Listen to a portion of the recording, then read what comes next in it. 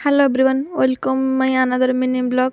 चलतु स्टार्ट करवा आज वीडियो। आम ए पहुँची जाइचु ऋषिकेश रे। एबे जाऊचु गंगा स्नान करने। देखुवे आम समस्त घोड़ी जाइचु। एत जोर पवन होता एत जोर शीत लगुला कहवा कथा नहीं। चलवा भी पूरा पसिबल होता। जो बाली तलुन सी पूरा बाली पूरा उड़ुले जोतारे मैंने एत पवन होता एत शीत लगुला ठंडा लगुला। से पानी भी बहुत कोल्ड था। तापर आम से गंगा स्नान कलु। स्नान कलापर आम बाहरी गलु। सेठू बाहर गलु नीलकंठ महादेव पाखक।